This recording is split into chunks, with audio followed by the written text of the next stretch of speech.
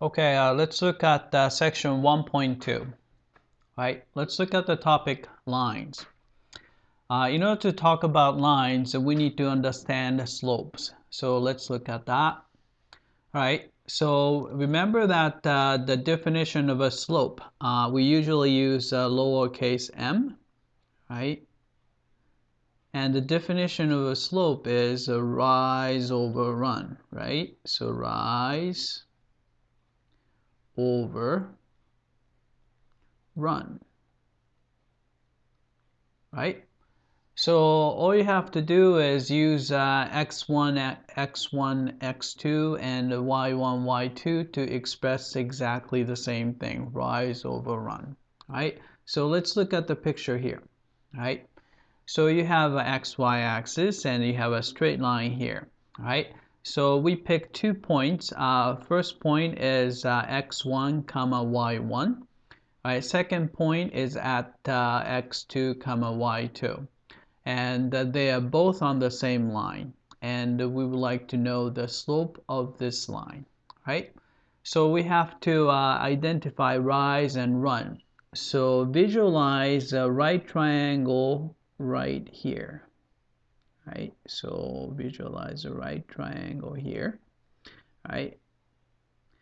Then the rise is going to be the difference in y value right here. So this is going to be a rise, right?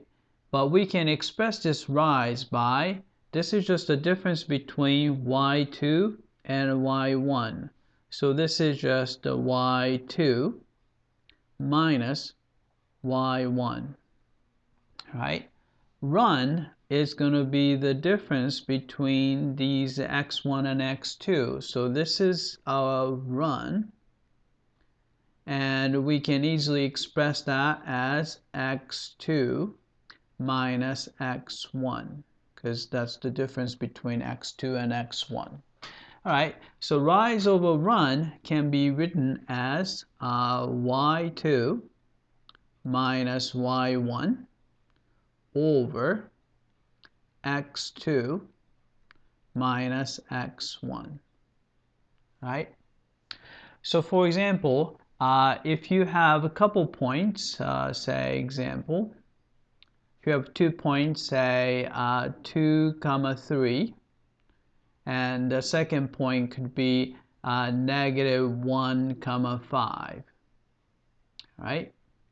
Then we would like to know the slope of the line passing through, let's say, these 2 points, right? So first thing you need to do is just name each guy. So I'm going to call this guy x1, right? And this is y1, sorry, right? So this is x2, and this is y2, right? So all we have to do is plug in these numbers. So the slope m that we are looking for is y2, in this case is 5, minus y1, which is 3, right? And over x2 is negative 1, so put negative 1 here, minus x1. x1 is 2 in this case, right? So this is going to be 5 minus 3 is 2 on top. I divide by negative 1 minus 2 is negative 3. So it's negative 3 on the bottom, right? So therefore, the slope is negative 2/3, right? Easy, eh? All right. So this is called the slope formula. So you can always use this, but if you remember that it's just a rise over run, then you can find that formula. All right, and let's talk about the equations of lines. Right, and there are a few forms that we'd like to look at. First form is called the point slope form, and point slope form goes like this. It's a y minus, right? So point is in this case x1 comma y1, and the slope is m. So you y y minus y1 is equal to m times quantity x minus x1, right? So this is called the Poincare law form, but where did this guy come from, right? So this guy, it's basically comes from the slope formula, right? If you look at the slope formula, if you change y2 to just y and x2 to just x, so you can see that so m is equal to,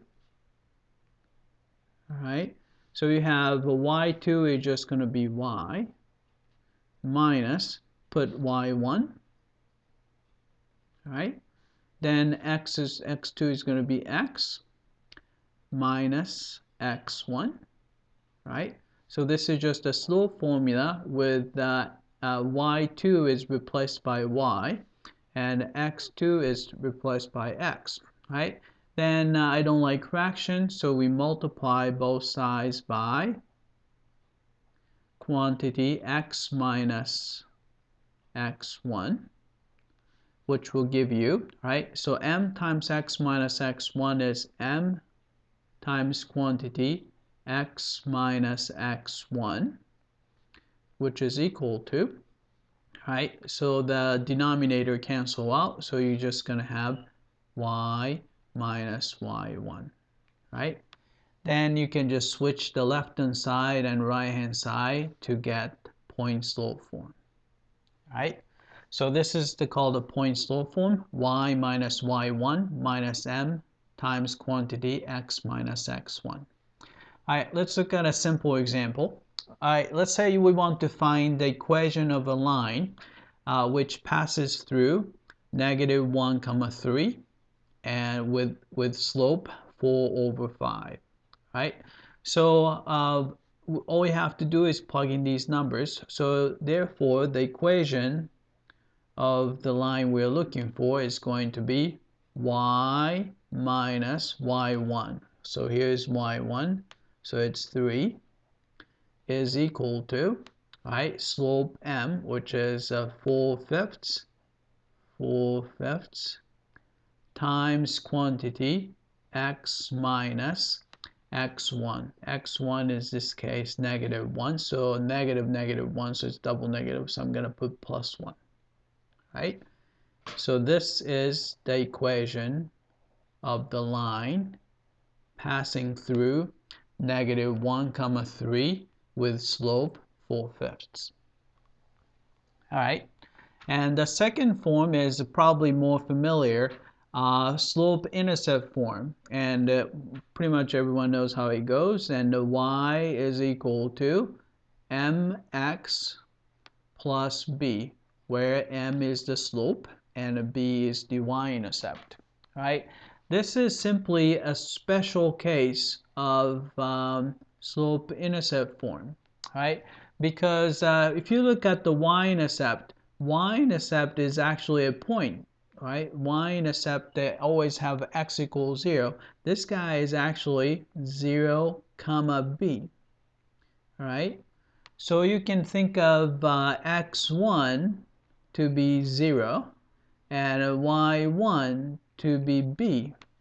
Then if you plug that into Poincare law form, you see that you're going to get the y minus y1, which is b, is equal to slope m times quantity x minus x1 is 0, right?